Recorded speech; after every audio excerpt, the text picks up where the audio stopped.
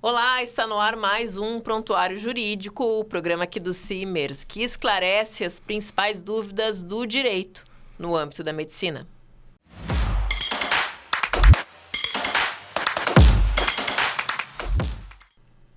E hoje, para esclarecer todas as nossas dúvidas a respeito desse tema, é com grande prazer que eu recebo o advogado aqui do Simers, o advogado Eric Paim. Seja bem-vindo aqui ao programa. Tudo bem, muito obrigado. É um prazer estar falando contigo.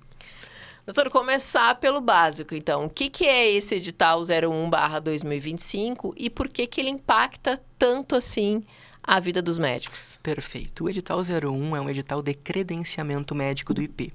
Ou seja, o IP, se adequando à nova lei de licitações, ele busca formalizar esses contratos pessoa física e pessoa jurídica com os médicos, seja para atendimento de consultório médico, seja para realização de exames, ou seja, a rede ambulatorial do IP, a lei de licitações, a lei número 14.133 de 2021.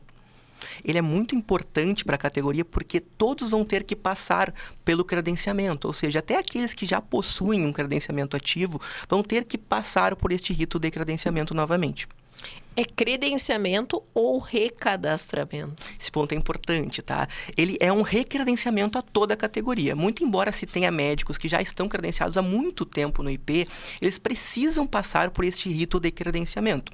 O rito ele vai obedecer alguns ciclos. Então, vai ter o ciclo 1 de credenciamento, com fases e prazos estabelecidos, o ciclo 2, e o edital permanece aberto até 31/12 de 2027. Um ponto importante aqui é que ninguém vai deixar de ser credenciado até 31/12 de 27, porque o edital abriu. Pelo contrário, os médicos possuem uma previsão de vigência dos contratos já ativos até esta data, 31/12 de 27. Mas, de qualquer forma, é uma obrigação de quem já tem o credenciamento ativo em recredenciar através do rito próprio, alinhado à lei de licitações que o IP está exigindo nesse momento. Esse edital, ele muda valores, reajustes? No primeiro momento, não, tá? Porque o valor, ele obedece uma tabela própria do IP. O IP fixa valores com cálculos de reajustes bienais, ou pelo menos precisa ser bienal com base na legislação pertinente. Existe uma legislação específica que estabelece a necessidade de reajustes de 2 em 2 anos. Hoje o valor pessoa física está 74,40 e pessoa jurídica 108. Então, muito embora o edital remeta a tabela própria do IP para reajuste, não significa que o sindicato não esteja batalhando e buscando, junto com o IP, melhorias no valor. Então, muito embora não tenha no edital essa previsão de reajustes, como um ajuste por IPCA, por correção monetária, esse é um pleito do sindicato em negociações com o IP de melhorar os valores da pessoa física e pessoa jurídica. E, doutor, antes de eu assinar, quais cláusulas que eu preciso prestar mais atenção? Quais cláusulas que exigem mais atenção? Perfeito. A gente destacou algumas coisas que são bem importantes, tá, no edital. O primeiro ponto é o agendamento e a cota mínima. O edital estabelece que o médico que desejar se credenciar precisa, no mínimo, ofertar 15 atendimentos mês. Então, isso não significa que tem que ofertar 15 e fazer só 15, mas significa que ele precisa... Mínimo. Obrigatoriamente cumprir essa cota. Por que é importante ter a ideia do cumprimento da cota mínima? Porque ela serve dentro do critério de classificação como uma base de pontuação. Então, claro, aquele que ofertar um número maior de consultas, ele vai ter a possibilidade, daqui a pouco, numa disputa por uma vaga de especialidade e numa região, de uma prevalência em relação ao que ofertar menos. Só que daí isso vem com a condicionante de que tu tem que entregar ou estar disponível para esse número de vagas ofertadas.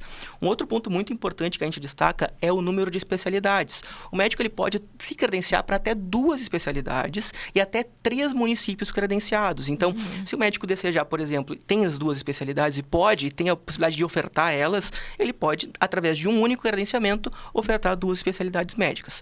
Um outro ponto importante é quanto ao prazo de vigência, né? O contrato, ele, uma vez que for procedido todo o edital, toda a regular inscrição, homologação e inclusão dentro do certame, o prazo de vigência do contrato é de 24 meses, prorrogáveis por até 60 meses. Claro, a depender da conveniência administrativa do IP, que é uma situação que provavelmente vai acontecer, não tem por que ele não prosseguir com os contratos que estiverem em curso, e também da anuência da interesse do médico de permanecer credenciado.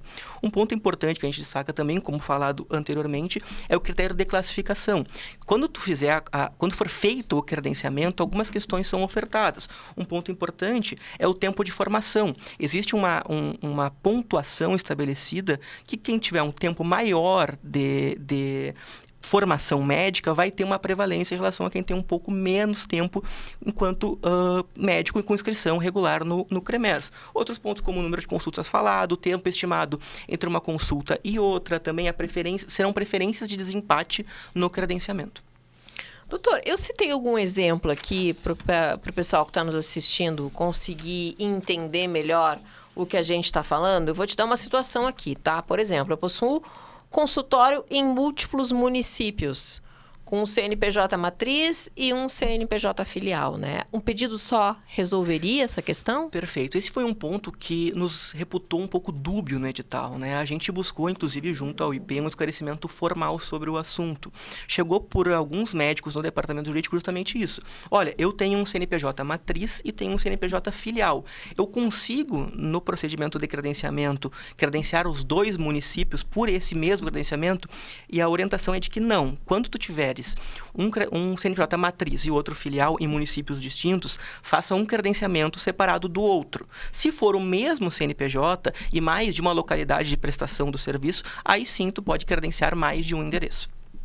E qual a diferença prática, por exemplo, entre consultório PJ, clínica e policlínica? Perfeito. O consultório PJ pressupõe que seja um médico, uma sociedade unipessoal, ou 2 médicos prestando um serviço em uma especialidade específica. Então, é aquela ideia de não ter uma multiplicidade de médicos prestando o serviço. São até 2.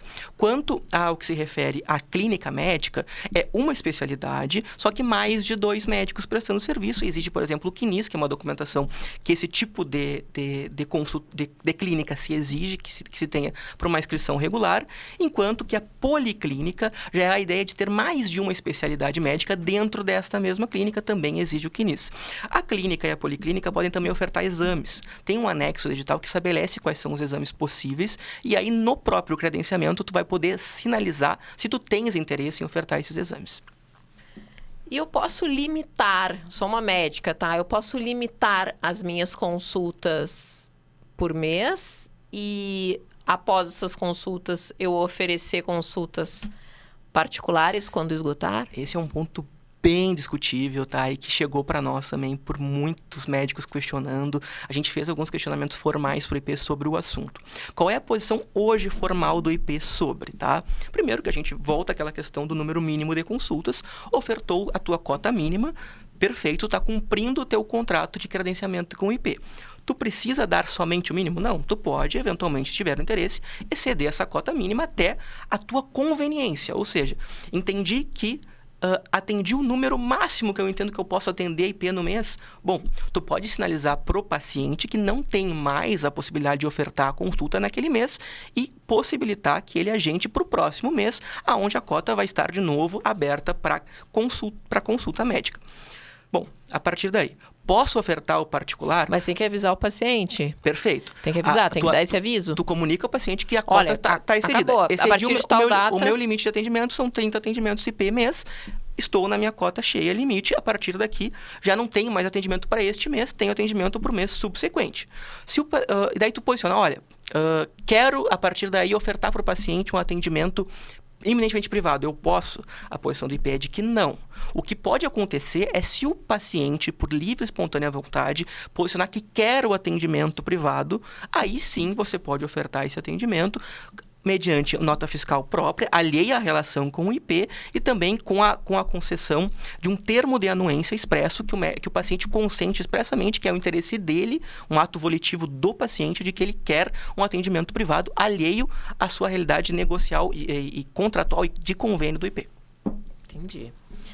Doutor, quais são os prazos aí do primeiro ciclo, né, das inscrições nesse primeiro ciclo? Perfeito. Aqui nós tivemos uma conquista importante, tá? Porque como ele acabou chegando no final do ano, esse edital, houve algumas dúvidas sobre o rito, nós buscamos junto ao IP, desde o primeiro momento, prorrogar esse prazo de inscrição. No primeiro momento, o prazo ia de 8/12 de 2025 até 9/1 de 2025, ou seja, teria até esgotado este prazo. Sim. Pedimos formalmente, tá, para o IP que fosse prorrogado. E obtivemos a prorrogação prorrogação do prazo de inscrição até 9/2/2025. Então, todo o prazo do cronograma inicial ele foi alterado para poder ter mais espaço para que o médico possa juntar a documentação cabal necessária para fazer a inscrição e concorrer no credenciamento. Então, agora, até 9/2/2025 a inscrição, depois vem uma etapa de homologação, que é uma etapa de conferência documental, de 2026, né? 2026, perdão. Tá, eu fui pensando. Algum documento que eventualmente faltar também